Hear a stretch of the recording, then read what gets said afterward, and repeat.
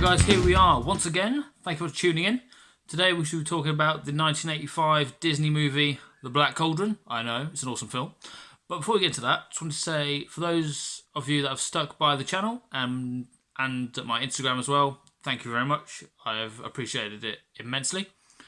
If you're new to my lovely little channel, I was releasing one episode every Sunday, but due to work commitments increasing, I've had to cut down on the episodes that I make. So at the minute, I'm making them as and when I can and when I get the free time, etc., etc.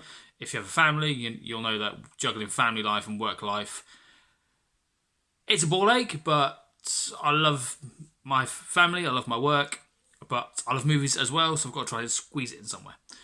So let's crack on, shall we, with this lovely little Disney film. Now, as I said, this movie came out in 1985. It was 6 years before I was even born, as were most of the Disney films before this one were way before I was born. This one was a bit nearer. So, but I enjoyed this film because it's a bit different. Imagine a cartoon Lord of the Rings, and I know they did a animated series in the 70s, I can't remember which decade it was, but I know they did an animated series of Lord of the Rings. It's a bit like that, but a bit more, I don't know, a bit more detail, a bit more effort went into the design of the characters and the animations.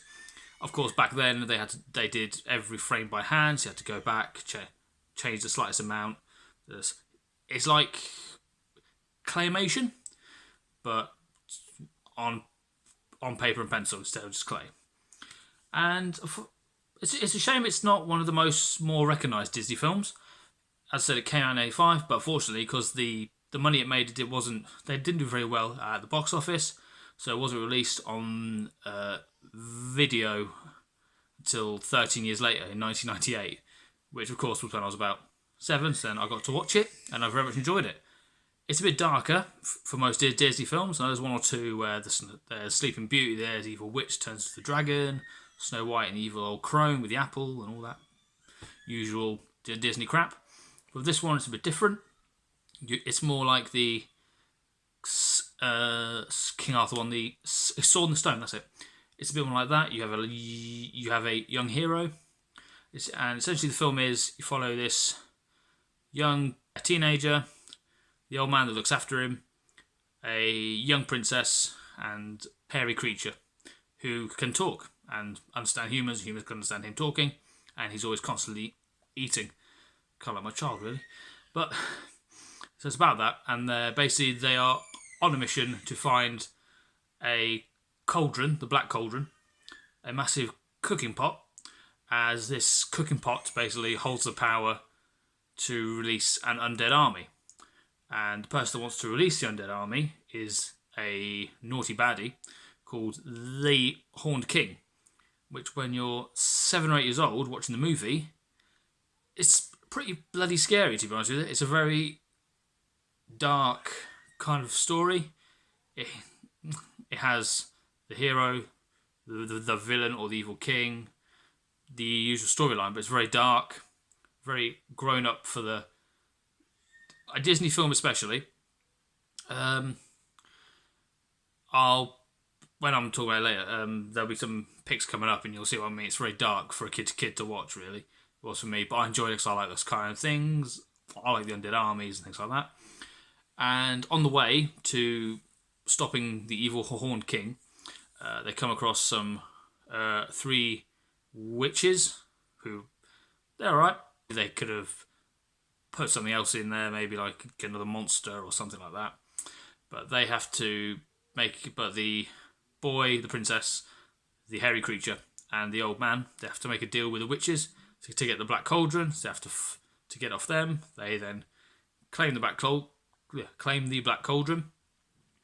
Oh, and also forgot, there's a pig that can show you the future and where things are, just by putting her mouth into a puddle of water or a puddle of alcohol. If the pig wants to get really drunk, why not?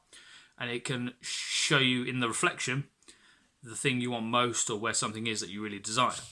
So unfortunately, the pig, while the little pig helps them at the start, it ultimately leads to their downfall. The Horned King steals the Black Cauldron from them, or finds it first, unleashes his army, and it all goes tits up, basically.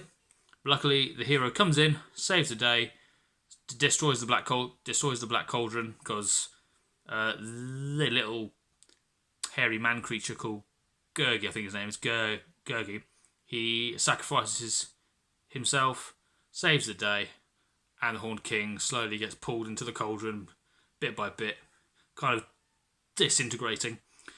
If you've seen Indiana Jones with the melting after opening the chest, it melts, so it's a bit like that, but in animation form. It's very graphic for kids especially. So if you're young children and are interested in it, best watching it with them. And overall, to be honest, it's nice rewatch value. It's an old folk tale, a fairy tale in a sense. There's a princess in it, pig. So an animal that can predict the future. There's talking creatures. There's a dragon. There's zombies. Basically, it's an all-round fun film, really. And if your kids want to watch it, I'd watch it with them the first time just to tell them it's not real. Might freak them out a bit. But overall, excellent little Disney film, and one of the better ones, I feel, that are very underrated. Right, guys, that is it for this episode. Thank you very much for watching. Hope it's been to your liking.